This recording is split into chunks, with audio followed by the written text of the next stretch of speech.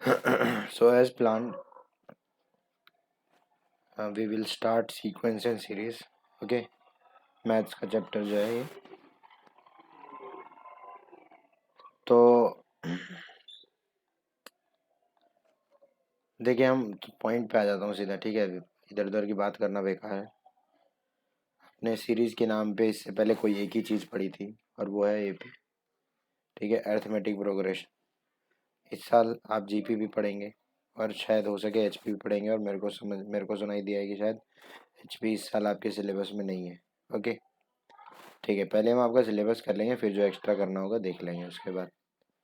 लेकिन जीपी और एपी ये दो बहुत ही इंपॉर्टेंट चीज़ें हैं जो बहुत ज़रूरी है, और खासकर जीपी ज़्यादा इसलिए इम्पोर्टेंट हो जाता है क्योंकि एपी आप इसके एटलीस्ट बेसिक्स तो आप पढ़ के आ ही रहे हो पिछली क्लास में, और क्योंकि आप इतना जानते हो तो मैं पहली एक्सरसाइज आपके लिए छोड़ रहा हूँ, करना कुछ नहीं है।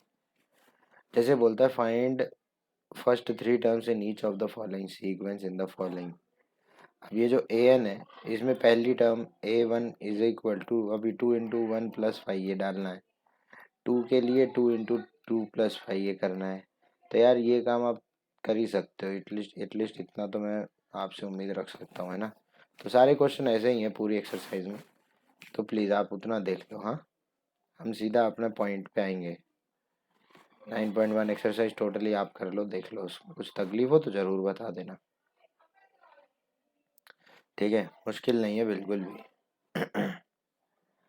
फिबोनाची सीरीज है ये, ठीक है। चलो हम आ गए हैं अपने अर्थमेटिक पे। अब बोलोगे अर्थमेटिक लास्ट ईयर तो पढ़ ही लिया था। ऑफकोर्स लास्ट ईयर जैसा ही है सब कुछ, थोड़े से क्वेश्चन अच्छे हो गए हैं बस, और कुछ नहीं है, ठीक है। थोड़ा लेवल पूछने का लेवल थोड़ा सा उसने ऊपर उठा दिया है। ओके, तो जल्दी जल्दी कर लेते हैं। एग्जाम्पल 4। अब देखो, ए क्या होता है, डी क्या होता है, एन क्या होता है, ए एन का फॉर्मूला क्या होता है, एस एन का फॉर्मूला क्या होता है, यार ये तो आपको मैं मान के चल रहा हूँ आता है, तो इसके बारे में मैं डिस्कस नहीं करूँगा ज़्यादा, ठीक है। हम सीधा अपने पॉइंट पे आ जाते हैं। ओके, इतना तो यार पढ़ के आ रहे हो, इतना तो बेसिक पता ही होगा, ऊपर से सबसे इजी चैप्टर में से एक है 10th क्लास में, AP. In an AP if the mth term is n and nth term is m, where m and n are not equal to each other, find pth term। तो ऐसे question R D Sharma में last year थे, still यहाँ पे दे रखा है।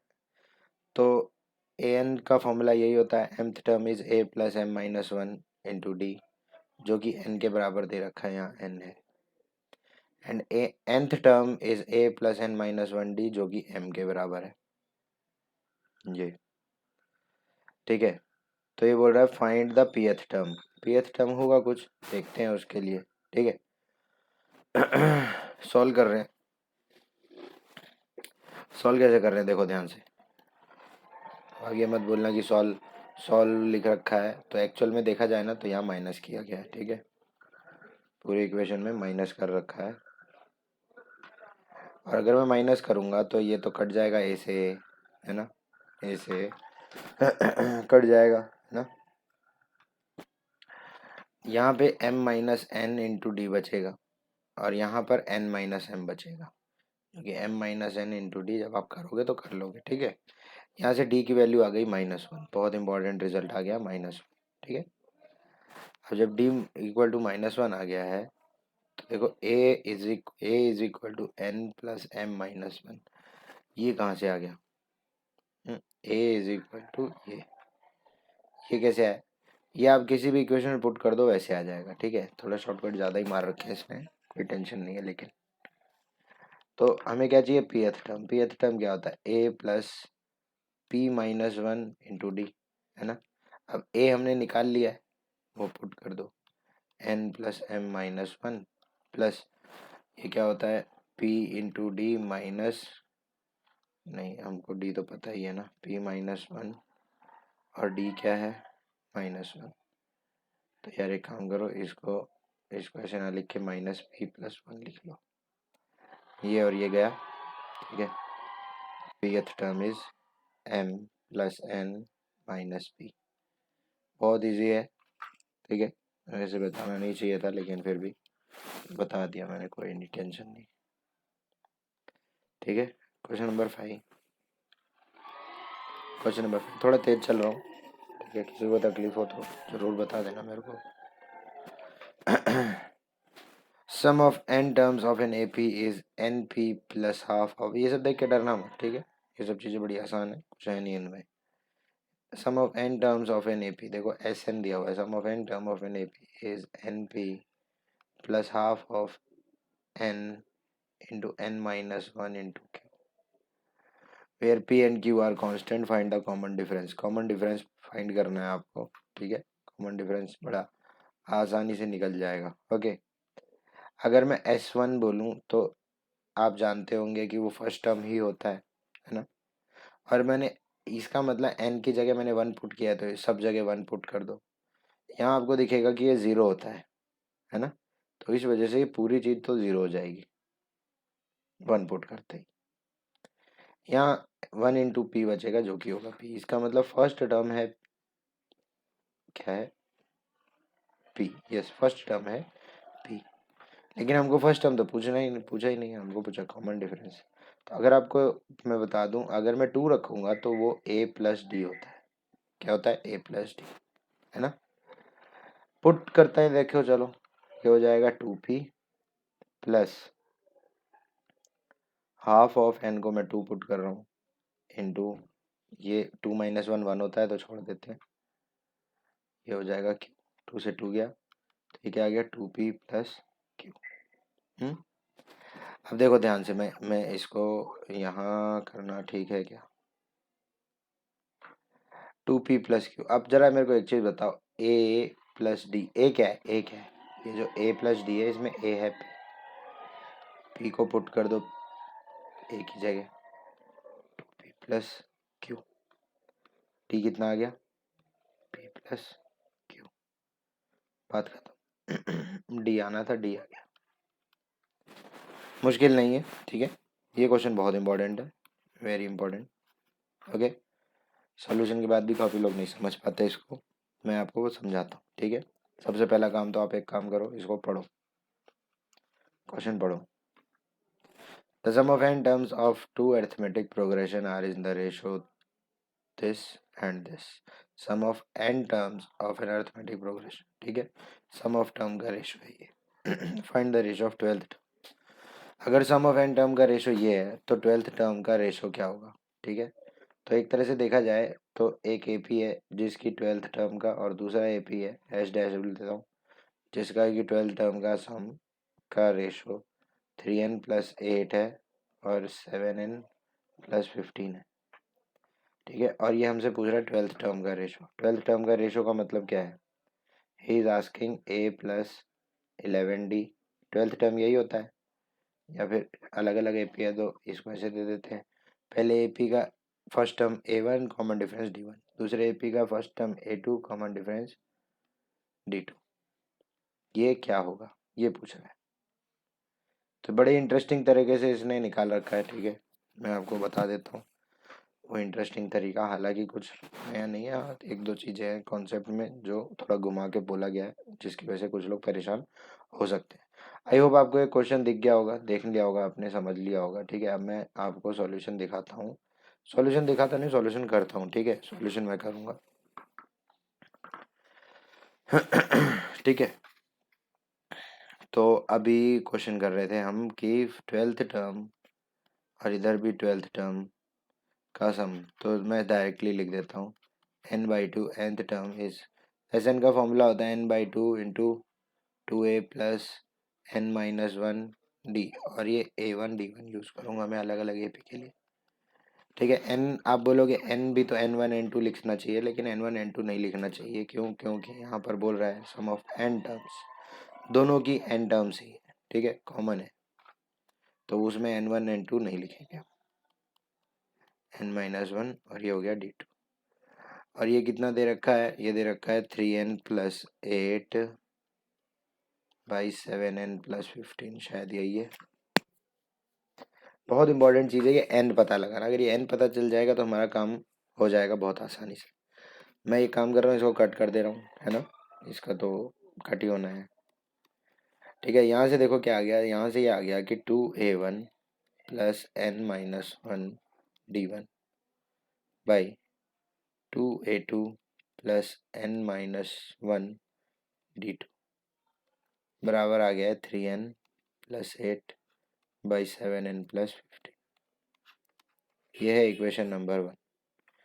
जिनको भी थोड़ा खुजली हो रही हो बुक में देखने की, वो कृपया ना करें, इधर ही देखो। सीख जाओगे तो फिर करते रहना जो मर्जी। ठीक है, इसका कोई रोल नहीं है ब्रैकेट का, मल्टीप्लाई हो रहा था ऐसे करके, ठीक है, इसलिए मैंने ब्रैकेट नहीं लगाया क्योंकि यही बच रहा है।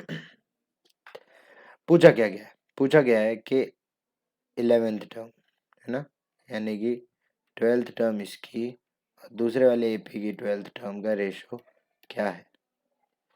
तो ये मुझे पता है कि इसका जो 12th टर्म होगा वो होगा a1 प्लस 11d1 और इसका होगा a2 प्लस 11d2।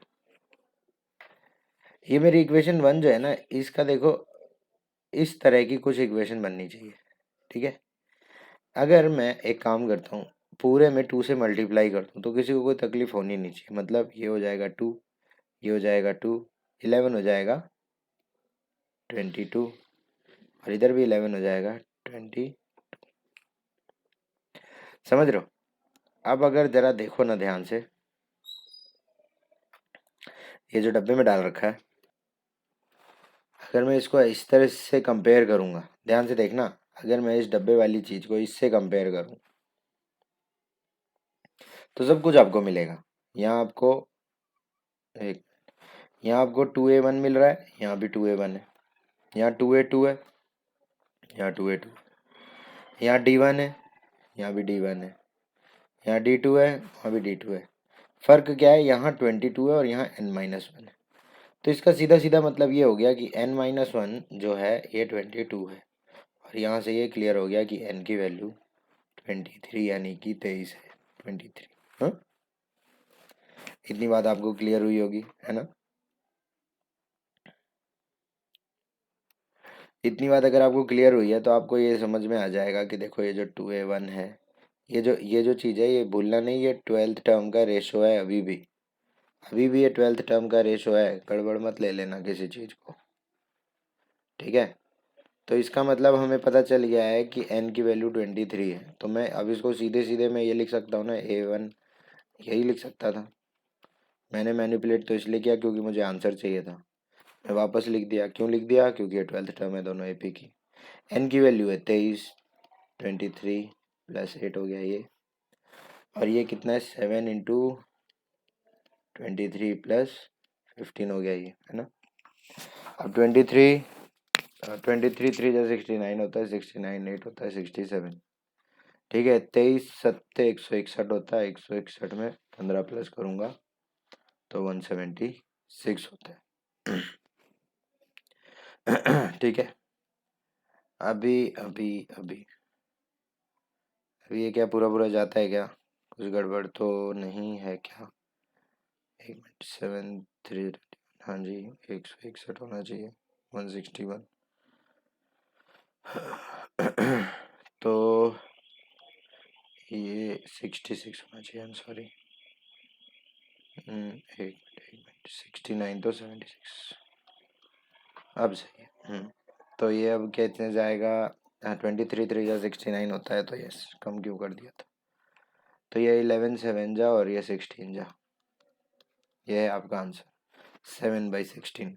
बहुत इंपॉर्टेंट क्वेश्चन है, अच्छा क्वेश्चन है। ठीक है, नहीं तो काफ़ी लोग परेशान हो जाते हैं, फिर इसको कर नहीं पाते हैं, तो फिर काफ़ी तकलीफ में आ जाते हैं, है ना? ये वाला क्वेश्चन बस सारी कहानी थी इसकी। किसी को अगर नहीं समझ में आया तो एक बार फिर से पीछे करके देख लो। ठीक है, और अच्छी चीज़ मैं आपको एक और कराने ये जा रहा हूँ कि बिल्कुल ऐसा ही दिखने वाला आदमी आपको यहाँ भी मिल जाएगा। ठीक है, आपकी एक्सरसाइज का क्वेश्चन नंबर देखते हैं, कौन सा क्वेश्चन नंबर? हाँ जी, ये वाला 10th नहीं, 10th नहीं, 9th, 9th वाला। ठीक है, 9th वाला। आपसे आप सभी लोगों से, जो लोग वीडियो देख रहे हैं, सभी लोगों से एक रिक्वेस्ट है, अभी के अभी वीडियो आप पॉज करेंगे अगर सीखना चाहते हैं तो। अभी के अभी आप वीडियो पॉज करेंगे। ठीक है, इसको ब्रैकेट में डाल दो ऐसे, और अभी के अभी आप इसको सॉल्व करेंगे। ओके, और खूब अच्छे से ट्राई करेंगे, 2-3 बार ट्राई करेंगे, नहीं आ रहा है अगर आपको तो ठीक है, फिर आप मेरे सॉल्यूशन पे आओ, और अगर आप कर लो तो भी आपको वापस तो एक बार देखना ही चाहिए सॉल्यूशन। ठीक है, तो वीडियो पॉज कर दो अभी और फिर वापस आओ। तो अब मैं यहाँ पे करने जा रहा हूँ क्वेश्चन। ठीक है, मैंने एक बार क्वेश्चन देखना है। The sum of N terms of an AP of a progression are in the ratio. Sum of N terms यहाँ भी दे रखा है, बिल्कुल सेम है question. Find the ratio of 18th term. ठीक है, यहाँ पर रेशो बदल गया है, बाकी सब सेम है। ओके, और 18th टर्म बोलता है, हमें कोई डर नहीं है, हम आराम से निकाल देंगे। 18th टर्म बोले या जो मर्जी बोले। एक मिनट, ये 5n+4 9n+6। ठीक है, तो हर बार की तरह पिछली बार की तरह S1 या फिर SN/S-N ये देखना है ना। ये रेशो कितना गिवन है? ये रेशो गिवन है 5n+4 और 9n+15 ना, नहीं 6, ये गिवन है ना। अच्छा, सम क्या होता है? n/2 2a1 + n-1 d1 बटे में n/2 2a2 + n-1 d2। ये खत्म। ठीक है, वो खत्म हो गया। सीधी सीधी भाषा में ये हो गया कि ये हमारी बन गई इक्वेशन 1। आगे जाके हम इससे कंपेयर कर लेंगे। ठीक है, आगे जाके हम इसको इससे कंपेयर कर लेंगे। इसको निकाल दे रहा हूँ मैं, इसका कोई रोल नहीं है। तो ये बन गई भाई हमारी इक्वेशन 1। ये जरूरी चीज है, समझ रहे हो। अब ये बोलता है कि 18th term A-18th term. 18th term बड़ी अच्छी चीज होती है, बड़ी आसानी से निकल जाती है। क्यों? क्योंकि ये 17D होता है। A1 D1 by A2 + 17D2। क्योंकि यहाँ A2 है और मुझे यहाँ A1 ही है, तो मैं एक काम कर रहा हूँ, पूरी इक्वेशन में 2 से मल्टीप्लाई कर रहा हूँ। तो ये हो गया 2A1 + 34D2 बाई 2A1 + 34।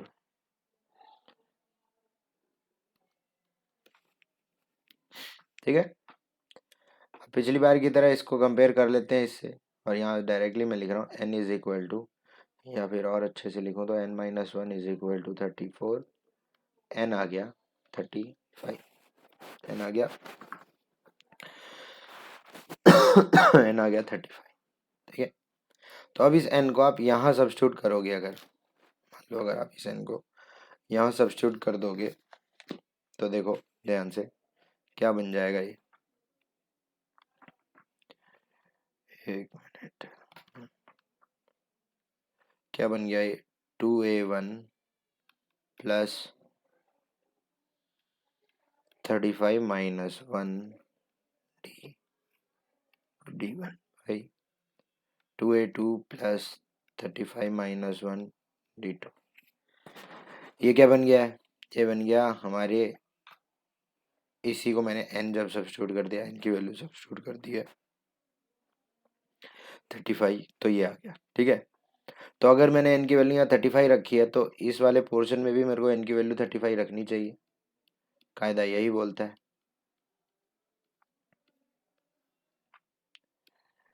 9 × 35 + 6 हो गया। और अगर देखा जाए तो ये यही है ना। तो मैं इसको ये कह सकता हूँ कि ये नथिंग बट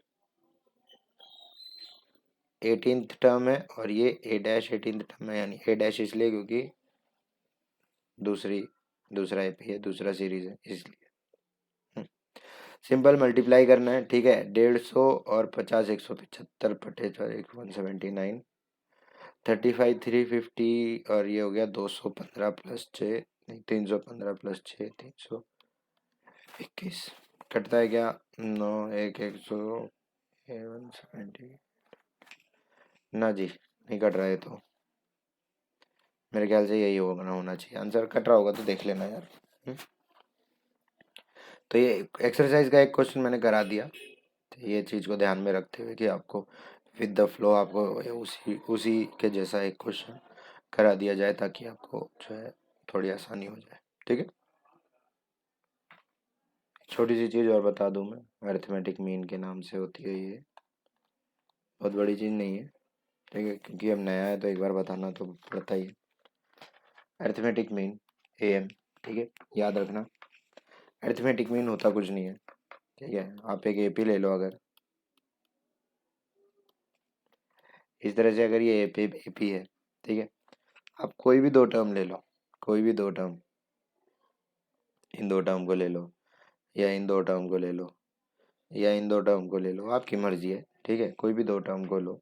जैसे मैं 2 और 6 को ले रहा हूँ, 2 और 6 का अरिथमेटिक मीन का मतलब, मीन आप समझते हैं एवरेज, एवरेज निकालेंगे अगर, तो 2 + 4/2 करूँगा मैं, तो वो 6/2 आता है, 6, हाँ जी 6, 2 + 6 है, या था 8/2 जो कि होता है 4, हमेशा बीच वाला नंबर दे देगा, ठीक है। तो मतलब अगर वो बोलेगा कि एक काम करो, AP एक AP बना के दिखा दो आप, ठीक है, और वो AP दे देगा ये, हाँ, एक ये दे देगा, थोड़ा अजीब हो जाएगा ये, 7 और 35, बोलेगा इसके बीच में 4 नंबर बताओ, तो करना कुछ नहीं, अरिथमेटिक मीन निकालते चले जाओ, आपका नंबर आता चला जाएगा, ठीक है। जैसे 7 + 35/2 कर दूंगा मैं, तो ये 42/2 यानी कि 21 होता है, एक नंबर आ गया 21। अब आप क्या करो, 7 और 21 के बीच में एक नंबर देख लो, क्योंकि 7 और 21 के बीच वाला 7 और 35 के बीच में तो हो गई, ये हो जाता है 14। ये आ गया पहला नंबर, ये आ गया दूसरा नंबर। अब 7 + 14, अब जरूरी नहीं है यही लो, आप एक काम करो, 21 आया था ना यहाँ पे कहीं बीच में, 21 आ गया, फिर 14 भी आ गया, कोई भी नंबर पकड़ लो, जैसे 21 और 35 ले लो, इन दोनों के बीच का पकड़ेंगे अब, ठीक है। 21 + 35/2, ठीक है, 3 5 8 56/2 यानी कि 28, 28 आ गया। ऐसे करके नंबर निकालते चले जाओ, आपका चला जाएगा। 14 28 ले लेना, फिर उसके बाद ऐसे करके करते चले जाओगे तो आपका नंबर आ जाएगा। लेकिन ये सब आपको जानने की कोई ज़रूरत नहीं है, इतना इंपॉर्टेंट नहीं है। अरिथमेटिक मीन आप बस एक ही चीज़ ध्यान में रखना, बस, और कुछ नहीं। अगर देता है 3 नंबर, अगर AP में है ABC, तो बस आपको याद ये रखना है कि इन दोनों का अरिथमेटिक मीन ये होता है, मतलब A + C/2 = B होता है, ठीक है। इसको इस तरह से लिखा जाता है, A + C = 2। अगर कभी भी आप ऐसा देखते हो, कुछ कभी भी आप ऐसा देखते हो, X + Y = 2Z, तो सीधी सीधी बात है कि ये एक अरिथमेटिक मीन है, ये एक अरिथमेटिक मीन है, ये जहाँ पर ये पहले आएगा, ये लास्ट में आएगा, ये बीच में आएगा, ये एक AP है, ये पहले आएगा, ये वाला लास्ट में आएगा, और ये वाला बीच में आएगा, इसका मतलब ये एक AP है, for sure 100%।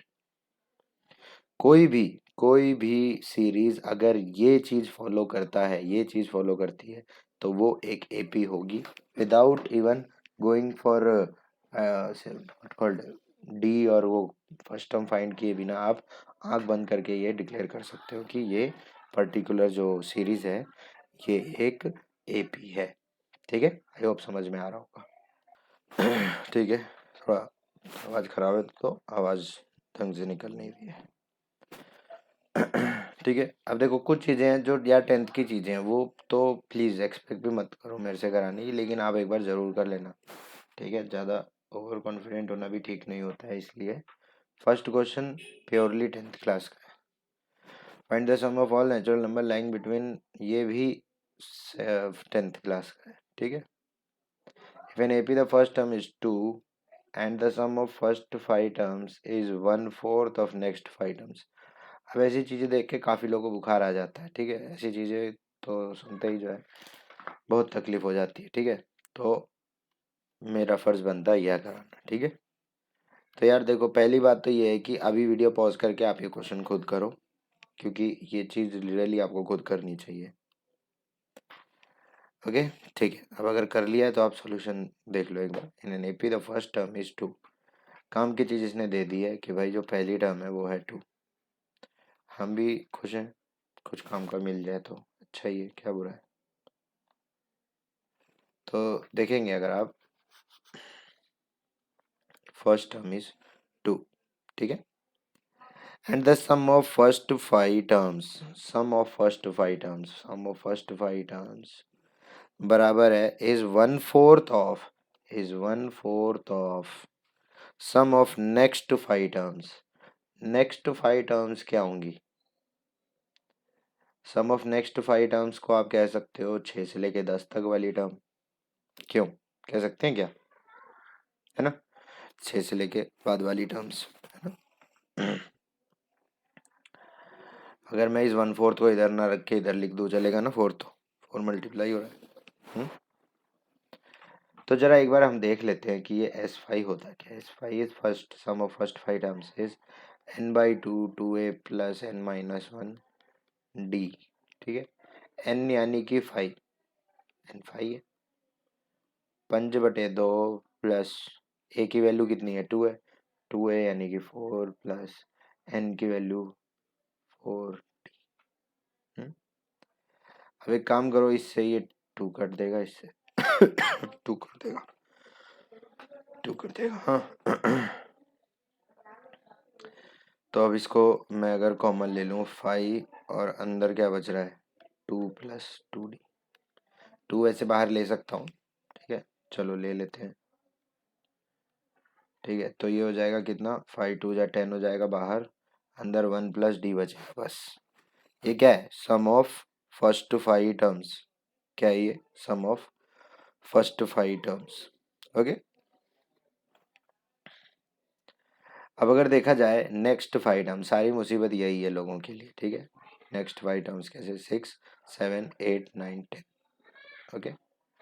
Some of next 5 terms जो हैं, इनको देखा जाए तो इनका फॉर्मूला क्या होता है, n/2, या फिर देखो फॉर्मूला लिख दिया है एक बार, बार बार क्या लिखना, फिर पहले 6th term up to 6 terms का सम कितना है, 6 टर्म का सम कितना है, ठीक है। तो ये कितना हो जाएगा, 6 प्लस, सॉरी 6/2 इंटू 2a कितना हो गया 4, n-1, n कितना है n-1 प्लस 7th टर्म, मैं पूरा नहीं कर रहा हूँ, मैं सिर्फ आपको एक बार करके दिखा रहा हूँ, ठीक है, ऐसे तो नहीं आना चाहिए, नहीं, 6-1, 1 मिनट भाई 1 मिनट, फिर लिखते हैं। हाँ, n/2 2a यानी कि 4 प्लस n-1, n-1 यानी कि 5d, ये आ गया। तो एक काम करो, ये भी ना निकाल के एक काम करते हैं, और मज़ेदार काम, और मज़ेदार काम ये है कि एक काम करेंगे कि इसका 6th टर्म फाइंड कर लेते हैं। तो a प्लस n-1 d, ये क्या है, ये है 6th टर्म, है ना। हम एक काम करेंगे, 6th टर्म इसके ना, इस 6th term 7th term 8th term, इस तरह से 10th टर्म तक का सम फाइंड कर लेंगे। भाई काम होना चाहिए, काम ऐसे हो जाए, क्या तकलीफ है ना। 7th टर्म क्या होगी, a प्लस 6d, है कि नहीं, a प्लस 6d।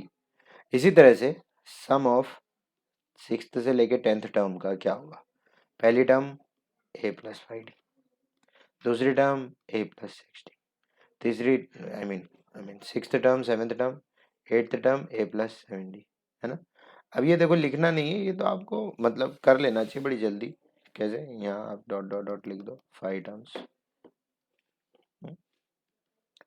ए आएगा कितनी बार, 5 बार, तो उसको 5a लिख दिया। ए कितनी बार आएगा, 5 बार, 5 plus 6 11, 11 plus 7 18, 18 plus 8 26, 26 plus 9, 26 plus 9 तक करना है, ठीक है, 35। थोड़ा सा दिमाग अपने साथ रखो, और कुछ नहीं, ठीक है।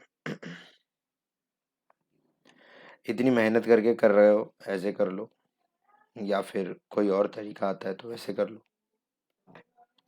या फिर आप ऐसे भी कर सकते हो कि देखो कैसे कर सकते हो कि इसका देखो, ये फर्स्ट टर्म मान लो, ये पूरी की पूरी सेकेंड टर्म हो जाएगी, है ना। कॉमन डिफरेंस कितना आ जाएगा, इन दोनों को माइनस कर लो, फर्स्ट टर्म इस केस के लिए इसको ले लो और फिर फॉर्मूले में डाल दो, जो भी है जैसे भी कर लो यार, इतने छोटे तो होने की, इतना ही समझ में आ रहा है। ठीक है, मतलब ये पूरी की पूरी फर्स्ट टर्म हो जाएगी सीरीज की, ये पूरी की पूरी सेकेंड टर्म हो जाएगी। ठीक है, इन दोनों को माइनस करके डी निकाल लो, फिर उसको n/2 2a + n-1 डी में डाल दो तो आपका आंसर आ जाएगा। ठीक है, ऐसे भी कर लो, आना यही है। ओके, कमिंग बैक टू जो भी बोला गया है। ओके, ये है ना, हाँ, 4 × 10 + 10d इज इक्वल टू, ए की वैल्यू 2 है तो 5 2 = 10 + 35d, ये आ गया। ये 40 इधर ही रहेगा, यहाँ 30 है, 10 है तो यहाँ 30 हो जाएगा। ये 40d और 35d उधर जाएगा, नहीं इधर आएगा, -5d हो जाएगा। तो d की वैल्यू आ गई -6, डी की वैल्यू आ गई -6। तो क्या करूँ मैं, 6 का बोला क्या गया है, show that 20th term is -1 okay ठीक है, अगर 20th टर्म निकालनी है तो फिर मुझे तो ये पता है कि 20th टर्म होता है a + n-1 जो कि होता है 19d। a मुझे दे रखा है 2, 19 है 6, है ना, तो 19 6 जा के लिए आपको 19 की टेबल आनी चाहिए जो कि होता है 114, यही आ गया, यही आना है। ठीक है, क्लियर है, था कुछ भी नहीं, सिर्फ थोड़ा सा ध्यान से करना है और कुछ नहीं। How many terms of AP, ये रहा AP, are needed to give sum, यार ये तो छोटी चीज़ है, ये थोड़ा सा भी एवरेज बच्चा भी 10th क्लास लगा कर देगा। अब ये मत बोलना कि ये फ्रैक्शन में है तो नहीं होगा, मुश्किल नहीं है। हाँ प्लीज़, ये आपके लिए है, आपके लिए गिफ्ट, आपके लिए होमवर्क, जो मर्जी समझो। बिल्कुल ऐसा ही क्वेश्चन RD शर्मा में था लास्ट ईयर, अगर आपने देखा हो तो, लेकिन सारे क्वेश्चन तो आपको दे दिया तो फिर आप नहीं करने वाले हो, इसलिए वो क्वेश्चन मैं करूँगा। चलो मेरे पास है क्वेश्चन, सामने दिख रहा है, आप भी टेक्स्ट बुक है तो देख लो।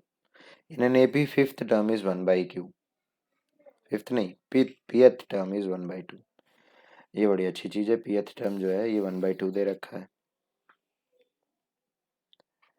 तो pth term is 1/q, and qth term is 1/p, बहुत बढ़िया।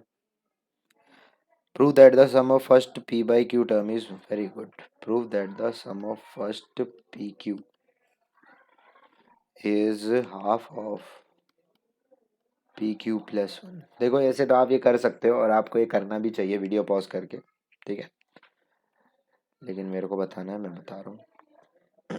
इतना गिवन है, since pth term is a + p - 1d, यहाँ पे a और d फर्स्ट टर्म और कॉमन डिफरेंस है रिस्पेक्टिवली, 1/q हो गया, और ये a + q - 1d is 1/p दे रखा है, 1/p दे रखा है। बच्चे को पता है माइनस करना पड़ेगा। तो ये क्या आ जाएगा, d कॉमन ले आऊँगा अगर मैं, तो यहाँ से p - q आ जाएगा, और -d -d + d, वो तो निकल जाएगा, 1/q - 1/p। ठीक है, क्या आ गया ये, d = p - q, ठीक है, सॉरी d × ये आ गया पहले तो, और क्या है p - q/qp, ठीक है, तो ये और ये सेम दिख रहा होगा आपको, तो d तो आपका आ गया 1/pq, बहुत ही शानदार, 1/pq आ गया। किसी में डाल के देख लेते हैं, a निकाल भी लेंगे, है ना, किसी में भी पुट कर लो, देख लेते हैं। 1 में डाल लो, इसमें 1 में डाल लो, इसमें 2 में डाल लो, आपकी मर्जी। तो a plus P minus 1 D की वैल्यू आ गई 1/pq बराबर है 1/q के। इतनी सी बात है, क्योंकि डी की जगह मैंने 1/pq रख दिया है। ठीक है, कोई ज़्यादा तकलीफ होनी नहीं चाहिए। a प्लस मल्टीप्लाई करूँ तो p से इन दोनों का मल्टीप्लिकेशन होगा, तो p से p तो कट जाएगा, बचेगा अकेला q, और इसका multiplication 1/pq is equal to 1/q हो जाएगा। यहाँ से a is equal to 1/q, ये तो निकल लिए, तो 1/pq, ये भी 1/pq आ गया। अच्छा जी, ये भी 1/pq ही आ गया। तो फिर हमें क्या करना है, देखो ध्यान से, हमें फाइंड करना है कि ये, बस सारा खेल यहीं पर है।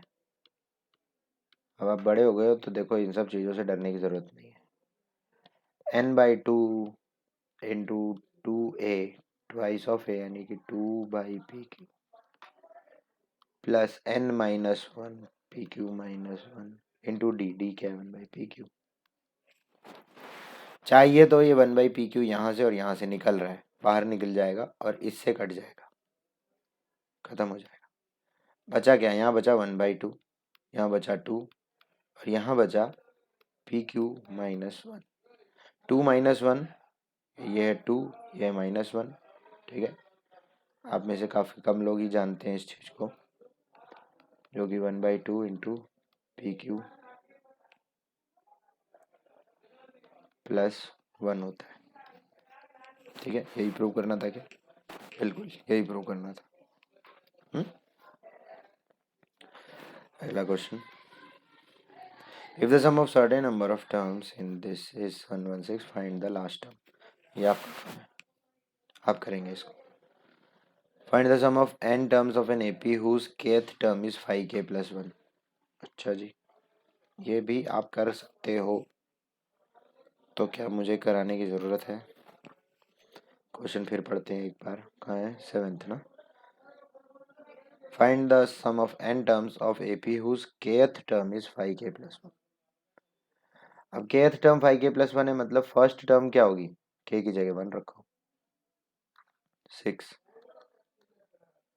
ठीक है, मतलब k की जगह 1 और 2 ऐसे रखते चले जाओ। सेकेंड टर्म क्या होगी, 11। यहाँ से आपको d मिल जाएगा जो कि होगा 5, a मिल जाएगा जो कि होगा 6। जो मर्जी पूछता हो निकाल लेना, आगे जीवन, और ये देख लो अपना, इसमें क्या है, इसका जीवन, ये सवाल का जीवन। ठीक है, question number 8, if the sum of n terms of AP is pn plus qn square where p and q are constant, find the common difference। ये क्वेश्चन भी बहुत डिफिकल्ट है, सबके बस की बात नहीं है ये करना। ठीक है, पहले आप लोग ट्राई करेंगे, फिर ही सॉल्यूशन देखेंगे तो अच्छा होगा, तभी आप कुछ सीख पाएंगे, नहीं तो बाकी तो ज़िंदगी कटी रही है, आप भी काट ही लो, क्या कर सकते हैं। क्वेश्चन बोल रहा है the sum of first p terms of AP, नहीं,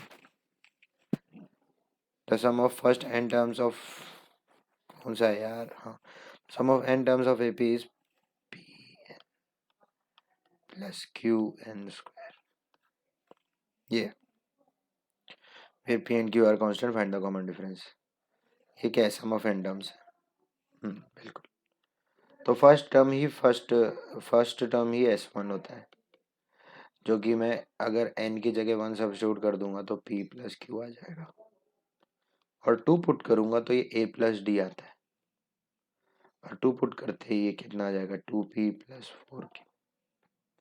अब जरा एक चीज बताओ मेरे को, मैंने किसी चीज में p + q में कुछ ऐड किया है तो मुझे जाके 2p + 4q आ रहा है। इसका मतलब जो ऐड किया है वो क्या है, एक बार p था, एक बार p और आ गया, इसका मतलब p है। q एक बार था और 3 बार q और आ गया, तो इसका मतलब जो ये नेक्स्ट टर्म आई है वो p + 3q है। तो पहली टर्म ये है, दूसरी टर्म, पहली टर्म है ये, दूसरी टर्म है ये, क्या ऐड किया गया है जो ये बन गया, है ना। 2q ऐड किया गया है, तो कॉमन डिफरेंस क्या है 2q। इजी है, ज़्यादा कुछ है नहीं। चलो 9th, find the sum of n terms of 2a। यार ये तो कर लिया, यही तो कराया था ना मैंने, यही तो कराया था। The sum of first p terms of AP is equal to the sum of first q terms, then find the sum of p plus q terms।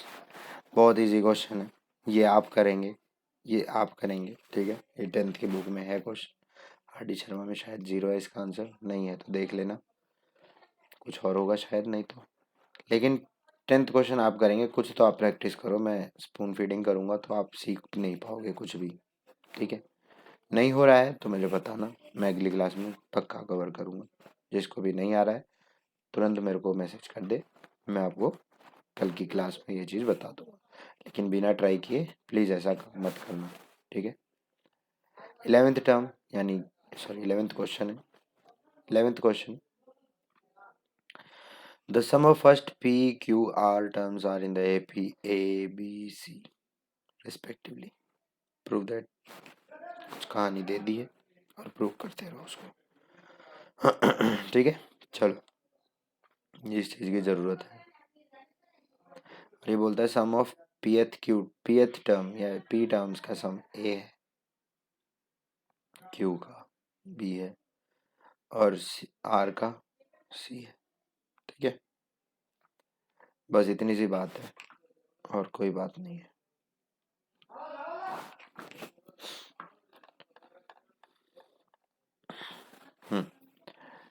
चलिए, ये बोलता है कि सम ऑफ पी टर्म्स जो है वो ए है, तो हमें लिखना आता है, इतनी बात तो हमें आ जाती है कि सम ऑफ पी टर्म्स अगर ए है तो ये p/2 या a is equal to p/2, A ले रखा है इसने, तो हमें फर्स्ट टर्म वाला ए कुछ और लेना पड़ेगा। अरे यार एक मिनट,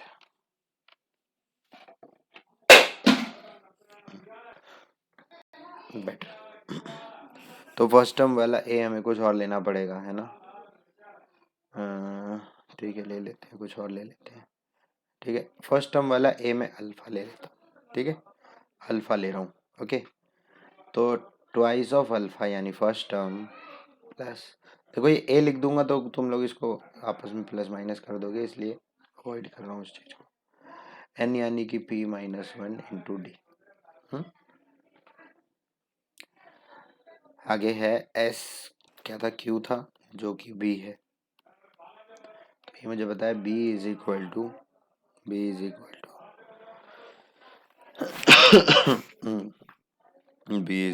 क्या आ गया, q/2 to alpha plus q-1 D, c is equal to r/2 to alpha plus r-1। ये तो सभी लोग कर लेंगे, इसमें कुछ है ही नहीं ज़्यादा, तो अपना कुछ काम है नहीं इसमें, है ना। लेकिन जो काम है मॉडिफिकेशन का वो ज़रूरी है, ठीक है। पहला वाला ही सही शुरू करता हूँ कि जो इसका रिजल्ट आएगा फिर बाकी हम अपने आप कर सकते हैं। तो a is equal to p/2 to alpha plus p-1 D हो गया ये। थोड़ा रंग बदल दे, तो 2 डिवाइड कर दूं क्या, 2 से फ़र्क पड़ेगा, a/p ले आता। हाँ जी, a/p लेके आने में फ़ायदा है, क्यों मालूम, देखो ये देखो, यहाँ a/p मिलेगा आपको, p/q मिलेगा, यस। देखो आप क्वेश्चन देखते रहोगे ना तो आपकी बात बन जाएगी, क्योंकि यहाँ से आपको b/q मिलेगा इसमें से, और यहाँ से c/r मिलेगा, जो कि एक्चुअल में यूज़ हो रहा है वहाँ पे, ठीक है ना। ओके, यहाँ से मिल गया मेरे को क्या मिल गया, a/p, ठीक है। a/p बराबर किसके बराबर, देख लो एक बार, 2a यानी सॉरी 2 अल्फा है ये, 2a नहीं है, 2 अल्फा। तो ये 2 से डिवाइड करूँ अंदर तो ये तो सिर्फ बचेगा अल्फा यानी फर्स्ट टर्म, प्लस p-1 यहाँ हाफ मल्टीप्लाई हो जाएगा, p-1 डी, ठीक है। a/p is equal to first term plus half of p-1 D. बिल्कुल, बस मुझे यही चाहिए था, एक जनरलाइज्ड टर्म चाहिए थी, बस ये मिल जाए तो बस। अब जरा ए बाई पी इधर आया है तो ये सेकंड वाला इक्वेशन जो है इसको देख लो जरा, ये हो जाएगा B by Q is equal to alpha, फिर से अकेला रह जाएगा और ये होगा 1/2 क्यू माइनस 1 डी। कहानी नंबर 2। कहानी नंबर 3 है आर बाई सी, नहीं sorry, C by R alpha plus 1/2 R minus 1 D. ठीक है, तो अब क्या करूं, इसका करना क्या था मैं भूल गया फिर से। हाँ, प्रूव करना था, चलो इसको प्रूव कर लेते हैं। प्रूव करेंगे आगे, ठीक है, कैसे प्रूव करेंगे ध्यान से देखो। मुझे चाहिए क्या, मैं एक बार वापस आ रहा हूँ, ये देख रहा हूँ मुझे चाहिए क्या। मुझे ये तो मिल गया, लेकिन मुझे ये नहीं मिला है अभी तक, क्यू माइनस आर। और जब मैं वापस आके देखता हूँ कि क्यू माइनस आर मुझे मिलेगा कहाँ, क्यू माइनस आर मुझे मिलेगा कहाँ। ये देखो, ये है क्यू और ये है आर। अब मेरे दिमाग में ये आ गया कि अगर नहीं, अगर मैं इस इक्वेशन में ही, फर्स्ट इक्वेशन में क्यू माइनस आर मल्टीप्लाई कर दूँ, इस इक्वेशन में आर माइनस पी मल्टीप्लाई कर दूँ और इस इक्वेशन में पी माइनस क्यू मल्टीप्लाई कर दूँ, तो मुझे मिलेगा क्या। यही करना बेहतर है, क्योंकि इन इक्वेशनों की बार बार ज़रूरत पड़ेगी। तो अगर मैं यहाँ मल्टीप्लाई कर दूँ तो a by p into Q minus r, ठीक है, और सबको ऐड करना भी है। यहाँ सेकेंड इक्वेशन में b by q are minus p, ठीक है, c by r P minus q. अगर आप ध्यान से देखोगे क्वेश्चन में तो यही प्रूव करना है। प्रूव एक्चुअली, एक मिनट, प्रूव कितना करना है, इक्वल टू 0 आएगा, ठीक है, 0 तो बड़ी बढ़िया चीज़ है, ले आएंगे। तो इसको 0 पुट करना है, मतलब ये 0 आना है ना। अब कहानी नहीं बदली, कहानी का प्रॉब्लम आएगा यहाँ, ये बन जाएगा बड़ा एकदम भारी भरकम, है ना, काफ़ी बड़ी इक्वेशन बन जाएगी ये, कोई टेंशन की बात नहीं है। अल्फा में P Q minus R multiply होगा, एक काम करो, अल्फा में क्यू माइनस आर इधर मल्टीप्लाई होगा, अल्फा में आर माइनस पी इधर, अल्फा में पी माइनस क्यू इधर। एक काम करो, सबको ऐड ही तो करना है ना, अल्फा कॉमन आ जाएगा, अब ऐड कर दो। यहाँ क्या करना था, क्यू माइनस आर करना था, लिख देते नहीं तो गड़बड़ हो जाती है। Q minus R plus R minus P plus P minus Q, काम खत्म, इसका तो दिख ही रहा है। अब ये होगा थोड़ा सा बड़ा काम, क्यों, यहाँ p माइनस 1 है, अच्छा d कॉमन आएगा, याद रहे। हाँ, एक्चुअली d और हाफ कॉमन आ जाएगा, क्यों, क्योंकि ऐड ही तो करना है ना। यहाँ भी हाफ और d है, यहाँ भी हाफ और d है, यहाँ भी हाफ और d है ना। और जब ये सब कुछ है तो फिर काहे को परेशान होने की ज़रूरत है, ठीक है। चलो, हाफ और d क्या किया, कॉमन निकाल लिया, बचा क्या अंदर, यहाँ बचा p-1 into Q minus R plus यहाँ बचा q-1। अगर जिसका दिमाग खुला हुआ है, जो टेंशन नहीं लेगा वो तो कर लेगा, बाकी फिर टेंशन लेने वाले टेंशन लेते रहें। खुले दिमाग से चाहिए और आराम आराम से करो, और कुछ नहीं है। मैथ है, मैथ ही, कुछ बहुत बड़ा काम नहीं कर रहे हो। अगर किसी को लगे अरे बाप रे क्या ज़बरदस्त क्वेश्चन है, इतना बड़ा है, कुछ नहीं, बहुत छोटा है। तो क्या ये चीज़ पूरी की पूरी ज़ीरो हो गई क्या, इसके बारे में बात करना बेकार है, तो इसके बारे में हम बात करेंगे भी नहीं, क्योंकि ये बराबर आ गया है हाफ इंटू डी। ये कितना आता है, सारा का सारा खेल वहां पर आके रुक गया है। p-1 into Q minus are, जरा एक बार करके देखते हैं, क्योंकि ये 0 मुझे लग रहा है आएगा।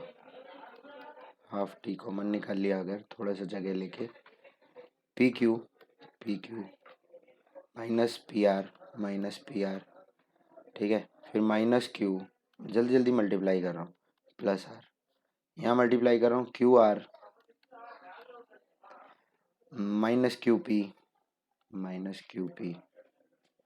माइनस आर प्लस पी, और ये हो जाएगा plus R P minus R Q plus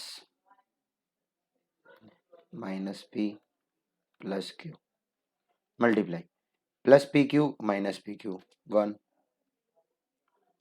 प्यार से काटेंगे,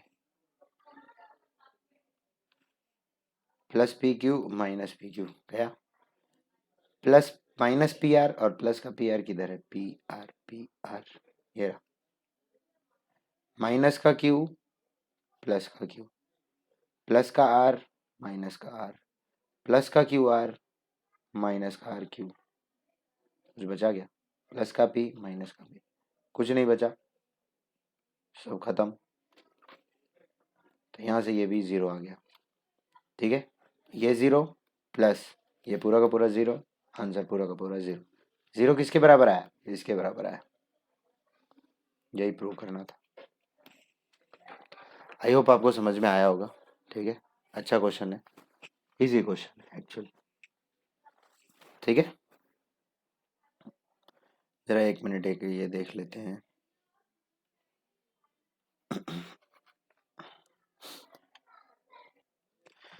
एक क्वेश्चन और करा देता हूँ, कराऊँ कि नहीं, क्वेश्चन आप पहले किया करो लेकिन, ठीक है, 12th क्वेश्चन।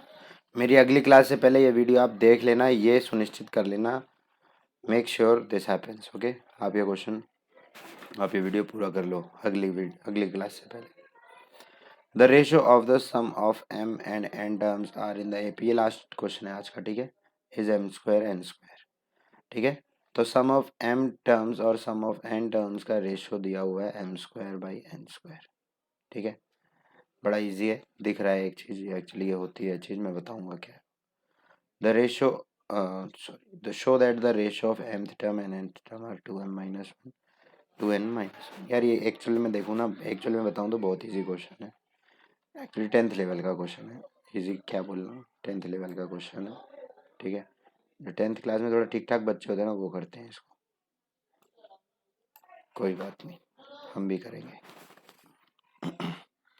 तो sum of m terms by sum of N terms कितने किसके बराबर है, m square by n square. पूछता क्या है, पूछता क्या है, भूल गया क्या पूछता है, show that the ratio mth term and nth term, okay, mth और nth टर्म का रेशियो आपको दिखाना है, mth टर्म और nth टर्म का रेशियो आपको दिखाना है 2m minus 1 by 2n minus 1, ये प्रूव करना है, इसको डब्बे में सजा दो,